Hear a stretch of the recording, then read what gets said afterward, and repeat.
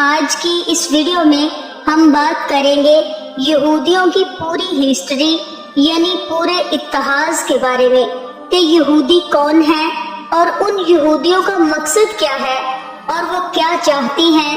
اور یہ یہودی قوم کی شروعات کیسے ہوئی اور یہودی قوم آخر مسلمانوں سے کیا چاہتی ہے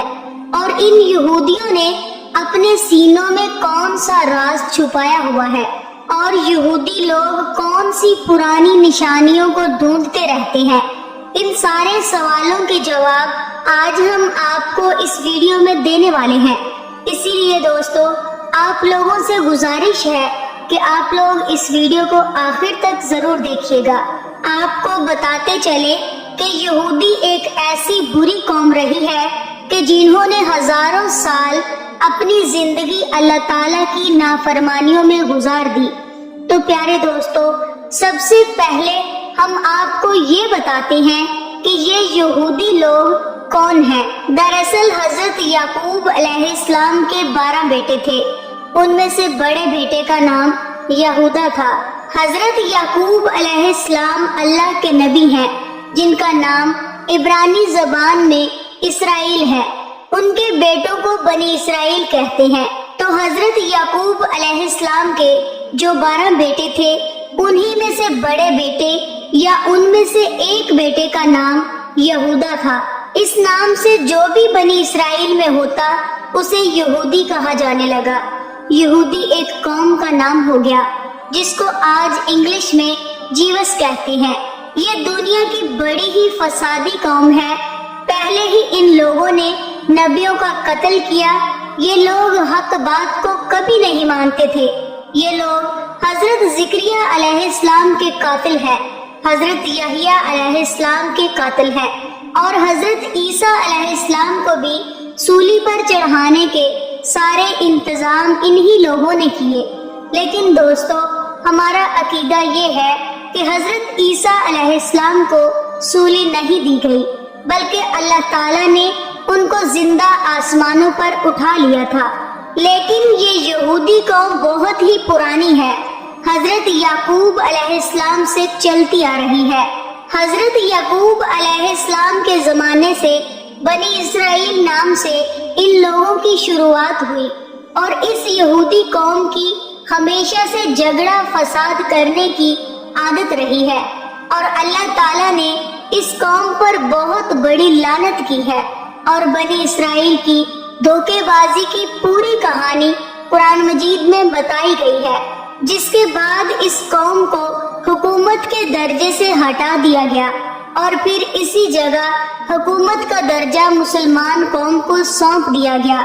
دنیا بھر کی قوموں میں یہودی قوم ایک ایسی قوم ہے جس کو اللہ تعالیٰ نے سب سے بڑا مجرم قرار دیا ہے۔ اللہ تعالیٰ کی کتاب قرآن پاک کو غور سے پڑھنے پر ان یہودیوں کے ظلم و ستم کھل کر سامنے آ جاتی ہے۔ آج کی اس ویڈیو میں آپ کو خود بخود معلوم ہو جائے گا یہ قوم ہمیشہ وعدے کے خلاف کام کرتی تھی۔ آخرکار 2 پہاڑوں کو اٹھا کر ان کے سروں پر لٹکایا گیا، لیکن اس کے باوجود بھی ان کے وعدے توڑنے کا سلسلہ چلتا رہا اور وہ لوگ قرآن کی آیات کو بیچ کر اپنے گانے بجانے کا سامان خریدا کرتے تھے، دوسروں کو نیکی کی صلاح دیتے تھے لیکن خود نہیں کرتے تھے۔ ان کو فرعونیوں کے ظلم سے بچانے اور سمندر سے راستہ دیا جانے کے باوجود بھی یہ لوگ اللہ تعالیٰ کی نافرمانی کرتے رہے اور جب حضرت موسیٰ علیہ السلام کوہ طور پہاڑ پر جا کر اللہ تعالیٰ سے بات چیت کرتے تو اس کے درمیان یہودی قوم کے لوگ بچڑے کی پوجا کرنے لگ جاتے۔ ان کی اس حرکت کو دیکھ کر اللہ پاک نے حضرت موسیٰ علیہ السلام کو حکم دیا کہ گائیں کو ذبح کرو، تو یہ لوگ سن کر حیران ہو گئے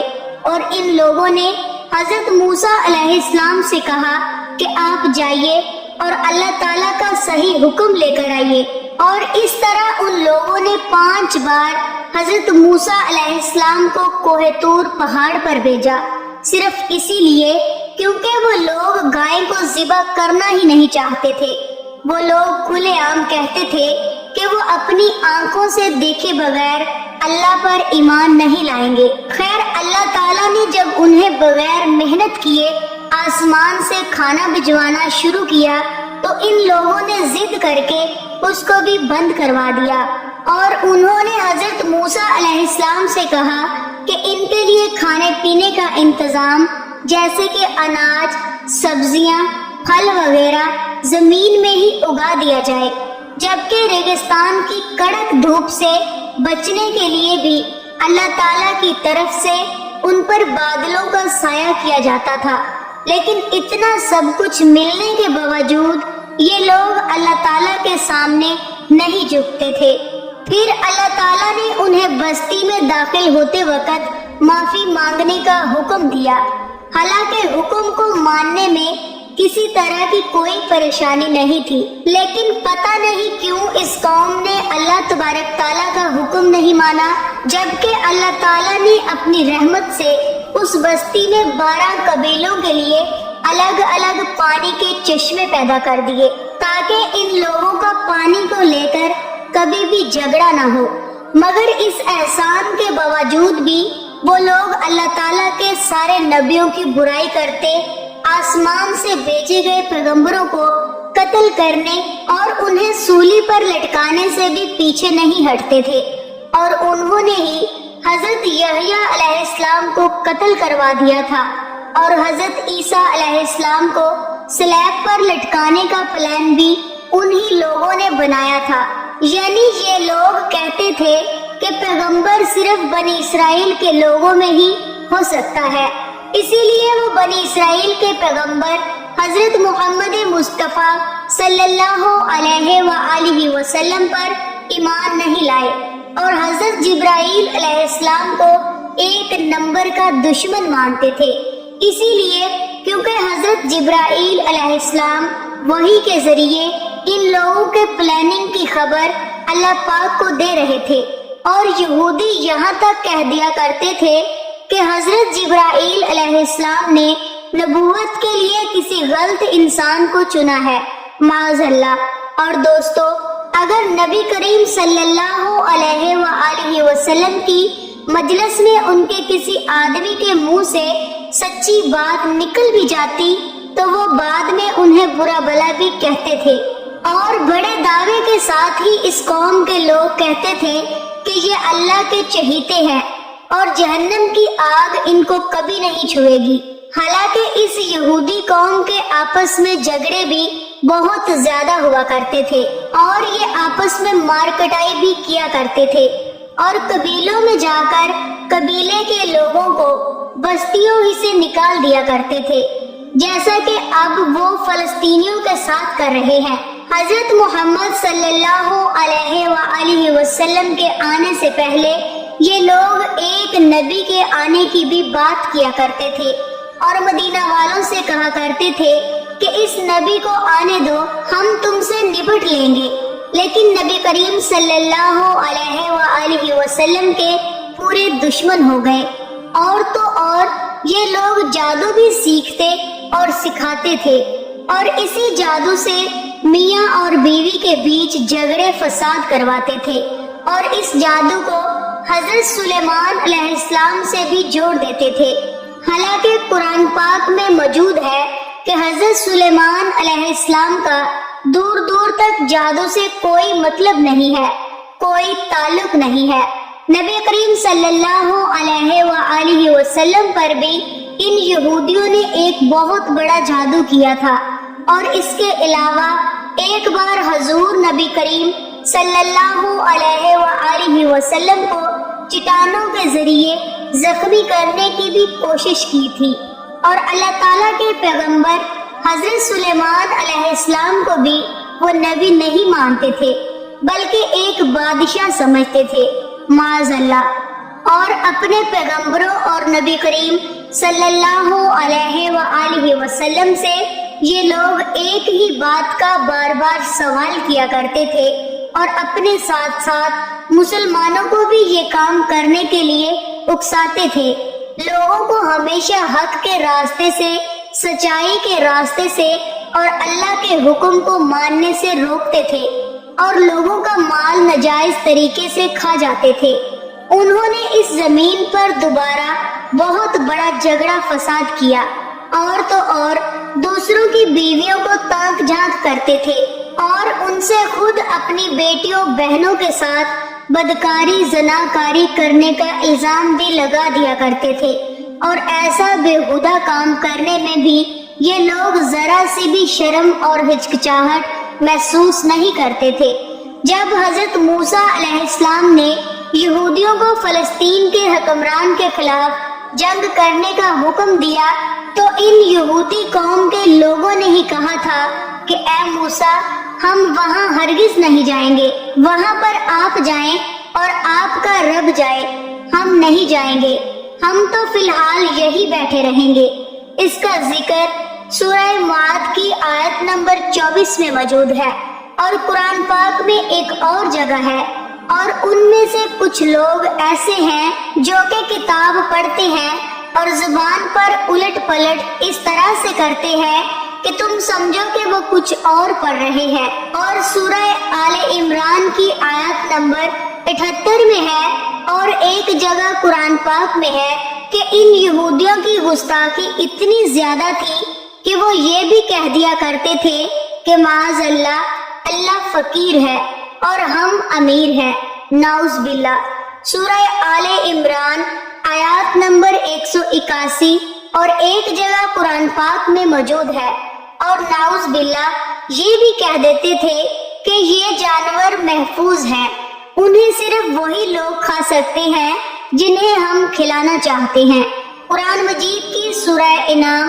آیات نمبر 138 میں موجود ہے۔ قرآن پاک میں ایک جگہ اور یہ ہے، ان میں سے ایک جماعت یہ کہتی تھی کہ نبی کریم صلی اللہ علیہ وآلہ وسلم پر جو کچھ بھی نازل ہوا ہے اس پر صبح ایمان لاؤ اور شام کو انکار کر دو، معاذ اللہ۔ سورہ آل عمران آیات نمبر 72 میں موجود ہے۔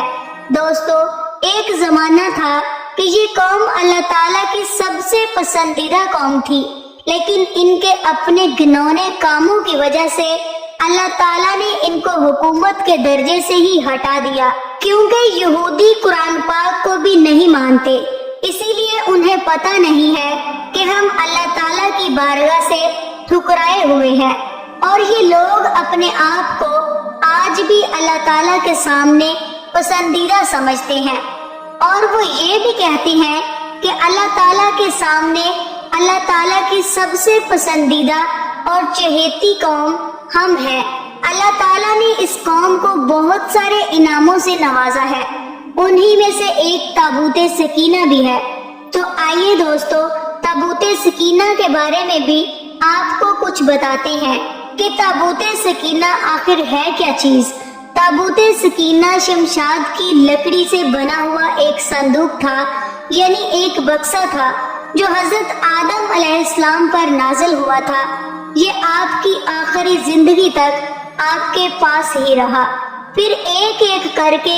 آپ کی اولادوں کو ملتا رہا، یہاں تک کہ یہ حضرت یعقوب علیہ السلام کی اولاد کو ملا، اور آپ کے بعد آپ کی اولاد بنی اسرائیل کے قبضے میں رہا۔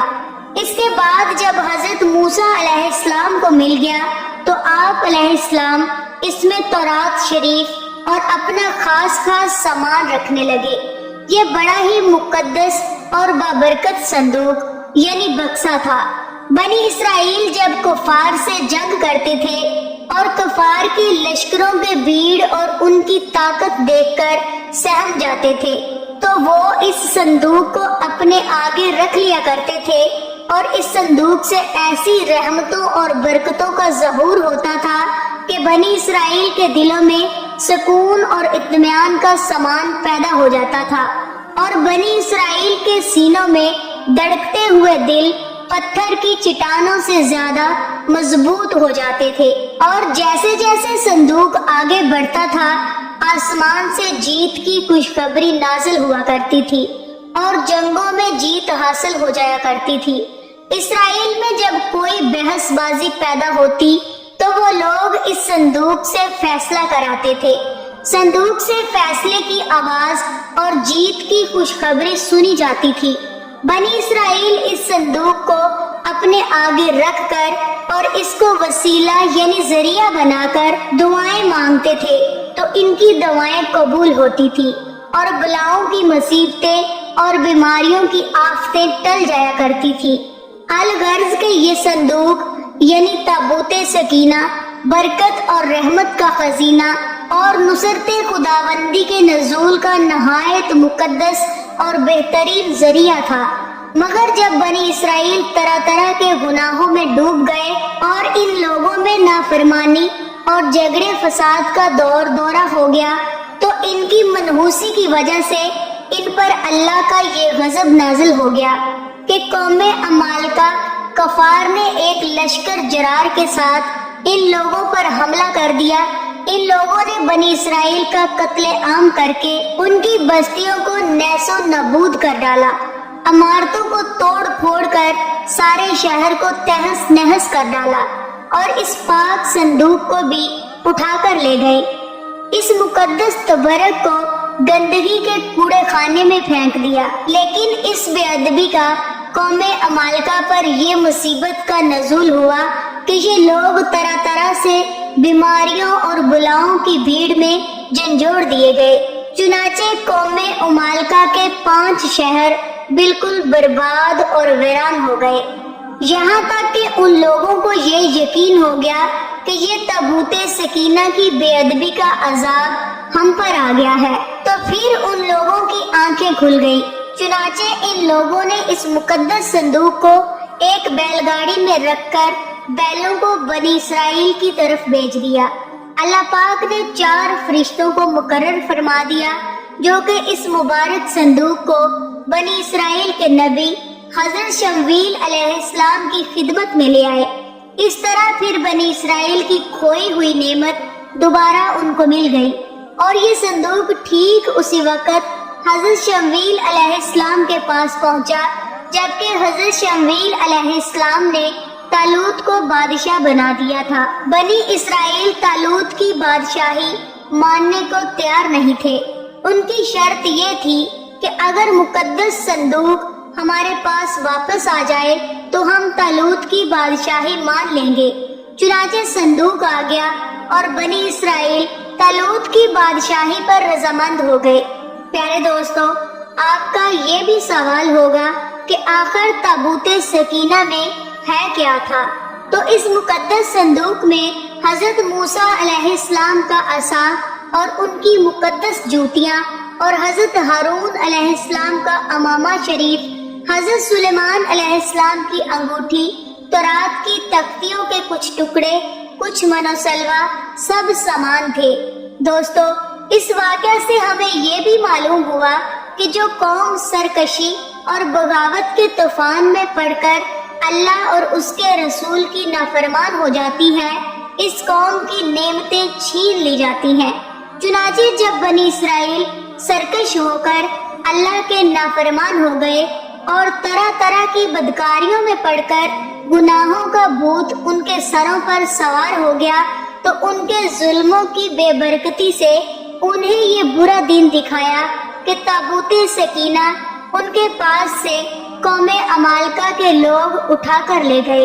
اور بنی اسرائیل کئی برسوں تک اس خاص نعمت سے محروم ہو گئے۔ تو پیارے دوستو، فی الحال آج کی ویڈیو میں بس اتنا ہی۔ انشاءاللہ ملیں گے اگلی ویڈیو میں، تب تک کے لیے السلام علیکم، اللہ حافظ۔